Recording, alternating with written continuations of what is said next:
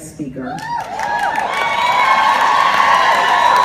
Clearly, she needs no introduction at all, because her enormous contributions to American life are recorded, literally, on my DVR.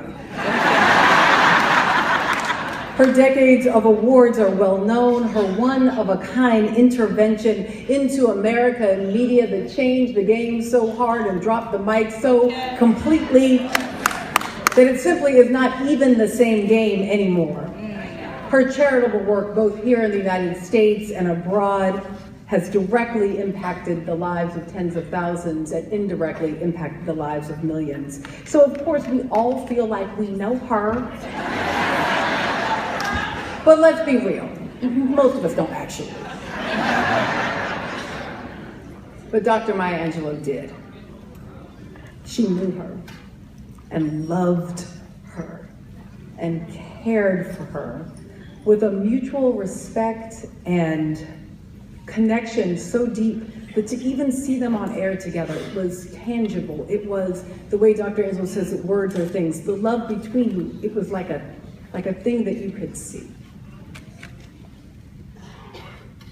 The vulnerability and the openness that Miss Winfrey gave to us when she shared her grief and her love was one of the most empowering displays of Black womanhood I have ever encountered. Oprah Winfrey.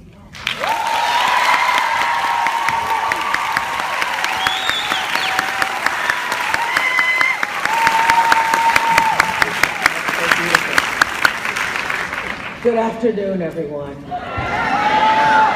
Our illustrious, beautiful First Lady. The guy, Colin Johnson, and the whole Angelou family, all of us here. And to all of you who are friends and admirers of our beloved Maya, welcome. I'm so excited to be here. I have to tell you that when Henry Louis Gates first called me several months ago to say that there was going to be a Maya Forever stamp, I literally LOL'd. I mean, for real, because I knew that that is exactly what Maya would have done. She would have heard the news, and she would have called me up and she would have said, babe, that beautiful way that she does. They're going to have a stamp with my name and face on it. How incredible is that? Upon hearing that news, I did my own. Incredible that this has happened. So thank you, United States Postal Service and our Postmaster General. She would have laughed out loud because of the thought of everything that's been said here today, of her young self being raised in a harsh and often unforgiving South of the 1940s and 50s, and all that that meant being a Negro girl, of coming to understand the full meaning of why the caged bird really did sing and beat its wings, and knowing all too well the heart of a woman whose song has been flung up to heaven all the way from Stamps, Arkansas. Oh yeah, she'd get a big kick out of this moment today, being honored and commemorated by the USPS with her own stamp for this big, bold, and bodacious life that she dared to live in a way that dazzled and gave meaning to all of us who knew her and millions who didn't. On this past Saturday, her birthday, April 4th, it would have been her 87th birthday. And I sat under my favorite tree and read her complete poetry, the newly released book of her complete poetry, and smiled at reconnecting to some of her delicious rhythms and rhymes. One of my favorite, Alone.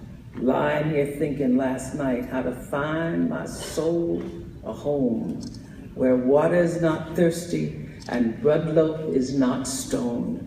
I came up with one thing, and I don't believe I'm wrong, that nobody, but nobody can make it out here alone.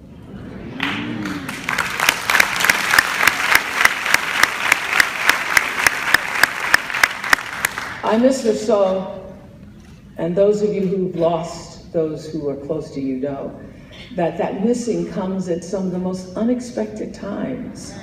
Obviously, that first year, you've got to get through the big things like Christmas and Thanksgiving and Easter. But sometimes at the most unexpected times, like when I discovered this great new book and I wanted to call her up and tell her and realize I can't make that phone call. Or getting the cabbage and ginger recipe just right with only a hint of lemon, just like she taught me. I miss her because she was always there in the ways that mattered most. And I'm honored to be here, to stand as her daughter, sister friend at the unveiling of the Maya forever, forever.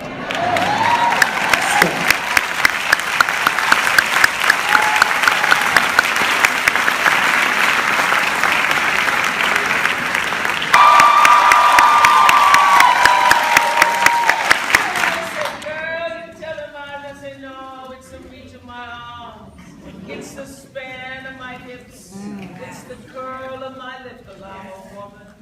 Phenomenally. Phenomenal. Tell us, Oprah.